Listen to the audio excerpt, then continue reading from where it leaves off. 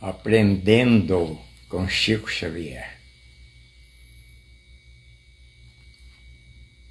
Crônicas de Além-Túmulo, pelo espírito de Humberto de Campos. A lição número 16. A passagem de Richer.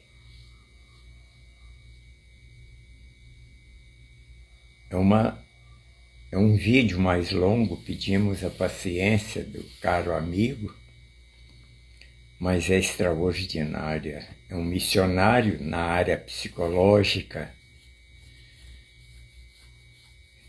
O Chico psicografou em 21 de janeiro de 1936. Vejamos as anotações de Humberto de Campos.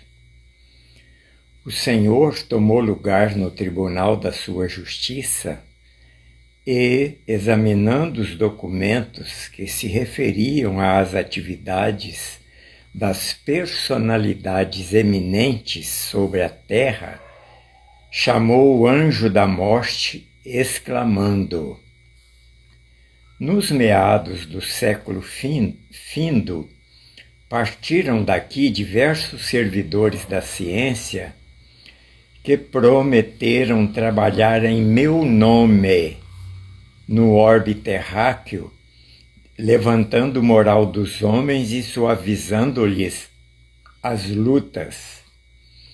Alguns já regressaram enobrecidos nas ações dignificadoras desse mundo longínquo. Outros, porém, desviaram-se dos seus deveres, e outros ainda lá permanecem no turbilhão das dúvidas e das descrenças, laborando no estudo. Cumprir a missão para Jesus, os missionários na terra, é dificílimo. Lembras-te daquele que era aqui o inquieto investigador, com as suas análises incessantes, e que se comprometeu a servir aos ideais da imortalidade, adquirindo a fé que sempre lhe faltou? Senhor, aludis a Charles Richer, reencarnado em Paris em 1850, e que escolheu uma notabilidade da medicina para lhe servir de pai? Justamente, pelas notícias dos meus emissários, apesar da sua sinceridade e da sua nobreza, Richer não conseguiu adquirir os elementos de religiosidade que fora buscar em favor do seu próximo. Tens conhecimento dos favores que o céu lhe há adjudicado no transcurso da sua existência? Tenho, Senhor.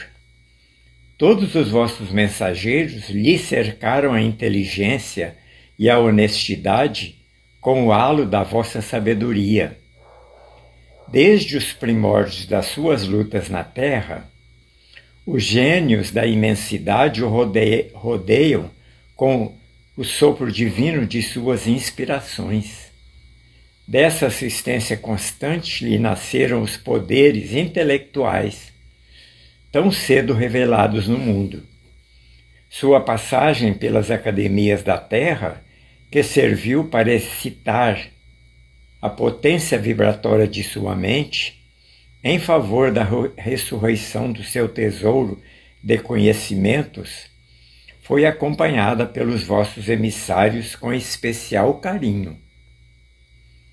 Ainda na mocidade, lecionou na Faculdade de Medicina, obtendo a carteira de Fisiologia. Nesse tempo, já seu nome, com o vosso auxílio, estava cercado de admiração e respeito. As suas produções granjearam-lhe a veneração e a simpatia dos contemporâneos. De 1877 a 1884, publicou estudos notáveis sobre a circulação do sangue, sobre a sensibilidade, sobre a estrutura das circunvoluções cerebrais, sobre a fisiologia dos músculos e dos nervos, perquirindo os problemas graves do ser, investigando no círculo de todas as atividades humanas, conquistando para o seu nome a admiração universal. E em matéria de espiritualidade, replicou austeramente o Senhor: que lhe deram os meus emissários e de que forma retribuiu o seu espírito a essas dádivas? Nesse particular, exclamou solícito o anjo, muito lhe foi dado. Quando deixastes cair mais intensamente a vossa luz sobre os mistérios que me envolvem, ele foi dos primeiros a receber-lhe os raios fulgurantes. Em Carqueirane, em Milão e na ilha Roubaud, muitas claridades o bafejaram junto de Eusapa Paladino, quando seu gênio se entregava a observações positivas com seus colegas Lodge, Mears e Sidgwick. De outras vezes, com Delany, analisou as célebres experiências de Argel, que revolucionaram os ambientes intelectuais e materialistas da França, que então representava o cérebro da civilização ocidental. Richer participou de trabalhos de materializações, Eusapia, Paladino. Todos os portadores das vossas graças levaram as sementes da verdade à sua poderosa organização psíquica, apelando para o seu coração, a fim de que ele afirmasse as realidades da sobrevivência. Mas não deu conta. Povoaram-lhe as noites de severas meditações com as imagens maravilhosas das vossas verdades. Porém, apenas conseguiram que ele escrevesse o Tratado de Metapsíquica e um estudo proveitoso a favor da concórdia humana, que lhe valeu o Prêmio Nobel da Paz em 1913. Aqui tem uma nota. Certamente houve aí um lapso do autor. Richer, apesar de ardoroso pacifista, não recebeu nenhum Prêmio Nobel da Paz, mas sim o de Medicina, que lhe premiou a descoberta da anafilaxia. Os mestres espirituais não desanimaram, nem descansaram, nunca em torno de sua individualidade. Mas apesar de todos os esforços despendidos, Richer viu nas expressões fenomenológicas de que foi atento observador apenas a exteriorização das possibilidades de um sexto sentido nos organismos humanos. Ele, que for o primeiro organizador de um dicionário de fisiologia, não se atreveu a ir além das demonstrações histológicas. Dentro da espiritualidade, todos os seus trabalhos de investigador se caracterizaram pela dúvida que lhe martiriza a personalidade. Nunca pude, Senhor, encarar as verdades imortalistas senão como hipótese. Mas o seu coração é generoso e sincero. Ultimamente, nas reflexões da velhice, o grande lutador se vê inclinando para a fé. A fé, até hoje inacessível ao seu entendimento de estudioso. Não adquiriu a fé, a ciência acima. Os vossos mensageiros conseguiram inspirar-lhe um trabalho profundo que apareceu no planeta como a grande esperança. E nestes últimos dias, sua formosa inteligência realizou para o mundo uma mensagem entusiástica em prol dos estudos espiritualistas. Pois bem, exclamou o Senhor, Richer terá de voltar agora a Penates. Traze de novo aqui a sua individualidade para as necessárias interpelações. Senhor, assim tão depressa? Retornou o anjo advogando a causa do grande cientista. O mundo vê em Richer um dos seus gênios mais poderosos, guardando nele uma esperança. Não conviria protelar a sua permanência na terra, a fim de que ele vos servisse servindo a humanidade? Deixa ele lá, Senhor, por favor. Não, disse o Senhor tristemente.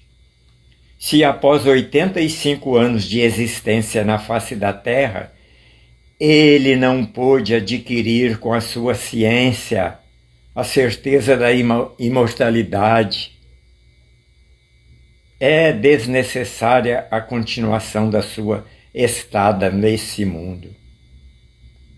Realmente, os gênios da psicologia não divulgaram a fé, a crença, e muito menos tiveram coragem de falar em Jesus.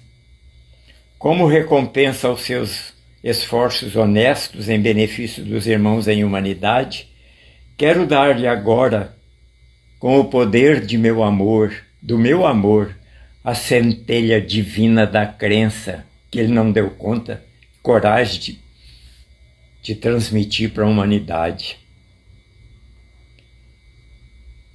Do meu amor, a sentença divina da crença que a ciência planetária jamais lhe concedeu. A ciência não lhe deu fé, crença, imortalidade. Nos seus labores ingratos e frios. Agora vamos à narrativa extraordinária de Humberto Campos sobre a morte de Charles Richer. No leito de morte, Richer tem as pálpebras cerradas e o corpo na posição derradeira, a caminho da sepultura. Seu espírito inquieto de investigador não dormiu o grande sono. Há ali, cercando-lhe os despojos, uma multidão de fantasmas. Gabriel Delany estende-lhe os braços de amigo. Denis e Flammarion o contemplam com bondade e carinho. Personalidades eminentes da França antiga, velhos colaboradores da revista dos Dois Mundos, cooperadores devotados dos anais das ciências psíquicas, ali estão para abraçarem o mestre no limiar do seu túmulo. Richer abre os olhos para as realidades espirituais que lhe eram desconhecidas. Parece-lhe haver retrocedido às materializações da Vila Carmen, mas a seu lado repousam seus despojos, cheios de detalhes anatômicos. O eminente fisiologista reconhece-se no mundo dos verdadeiros vivos. Suas percepções estão intensificadas na personalidade. É a mesma, e no momento em que volve a atenção para a atitude carinhosa dos que o rodeiam, ouve uma voz suave e profunda, falando do infinito. É a voz do Senhor. Riche! Exclama o Senhor no tribunal da sua misericórdia. Por que não afirmaste a imortalidade? E por que desconheceste o meu nome no teu apostolado de missionário da ciência e do labor? Todos os gênios da ciência psicológica, psiquiatra, psicólogo, imortalidade, crença, Jesus, abri todas as portas de ouro que te poderia reservar lá no mundo. Perquiriste todos os livros, aprendeste e ensinaste, fundaste sistemas novos do pensamento à base das dúvidas dissolventes. 85 anos se passaram esperando eu que a tua honestidade me reconhecesse, sem que a fé desabrochasse em teu coração. Nenhum dos cientistas reconhece Jesus. Todavia, decifraste com o teu esforço abençoado muitos enigmas dolorosos da ciência do mundo, e todos os teus dias representaram uma sede grandiosa de conhecimentos. Mas eis, meu filho, onde a tua razão positiva é inferior à revelação divina da fé, não tivesses coragem de abraçar a fé. Experimentaste as torturas da morte com todos os teus livros, e diante dela desapareceram os teus compêndios, ricos de experimentações no campo das filosofias e das ciências. E agora, premiando os teus labores, eu te concedo os tesouros da fé que te faltou na dolorosa estrada do mundo. Fé, imortalidade, crença, Jesus, o cientista deixa de lado. Deixa de lado. Reencarnação é sobre o peito do abnegado apóstolo desce do céu um punhal de luz opalina, como um venábulo maravilhoso de luar indescritível. Richer sente o coração tocado de luminosidade infinita e misericordiosa que as ciências nunca lhe haviam dado. Seus olhos são duas fontes abundantes de lágrimas de reconhecimento ao Senhor. Seus lábios, como se voltasse a ser os lábios de um menino, receitam o Pai Nosso que estais no céu. Como cientistas, jamais eles. Formas luminosas e aéreas arrebatam-no pela estrada de éter da eternidade, e entre prantos de gratidão e de alegria, o apóstolo da ciência caminhou da grande esperança para a certeza divina da imortalidade, que ele não teve coragem de divulgar. Que incrível! Observando o acontecimento com Charles Richer, como é admirável a grandeza, a coragem do apóstolo da codificação, Allan Kardec. Deu testemunho da reencarnação, adotou um nome que a espiritualidade sempre conversou com Kardec sobre as suas encarnações, as que passaram entre os druidas. Ele aceitou e foi um sacerdote daquela época e adotou o nome daquela época, Allan Kardec. e a espiritualidade também conversou com ele sobre a sua próxima e breve reencarnação depois da sua morte. Está nos prolegômenos: essa não é senão uma fase da tua missão. Que nosso Senhor Jesus Cristo abençoe-nos, hoje e sempre. Que assim seja.